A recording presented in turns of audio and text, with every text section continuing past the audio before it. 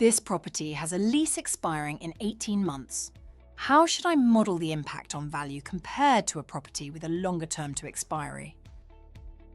There are two impacts to think about. First, the cash flow value will be lower due to the closer proximity of the potential vacancy.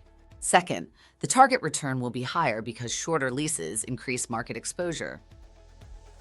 For the impact on the cash flow, you can model a letting period. Assume, for illustration, that there's a 50% chance the tenant stays, and if not, it takes an average of 24 months to relet.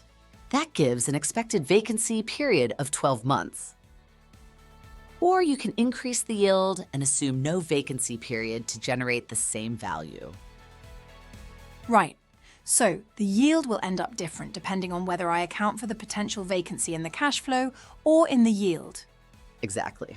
So make sure the client knows what you're assuming and how it was calculated. Should I be checking the average tenant retention rate and letting periods for this property or for the sector? Yes, these are a function of the strength of the occupier market, but properties are idiosyncratic, so you might make an adjustment for a specific property. That's why statistics like these should really be part of a valuer's armory.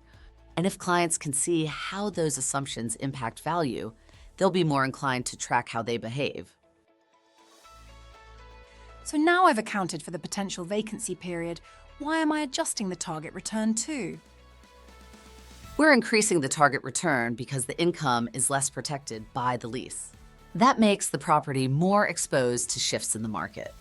In a downturn, investors tend to move away from short leases, and if market rents fall and letting periods lengthen, it's a double hit to performance.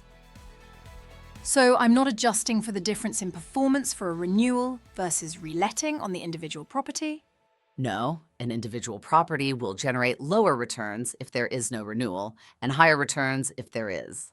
But think of owning 100 such leases. The portfolio return will tend to the average outcome, so no risk premium is appropriate. As property-specific risk can be diversified, the average impact is reflected in the cash flow or yield. But market risk is systematic. That's the one that commands a premium return.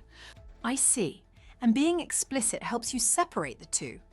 So you know what's included in the cash flow, what's priced into the yield, and what risks the target return reflects.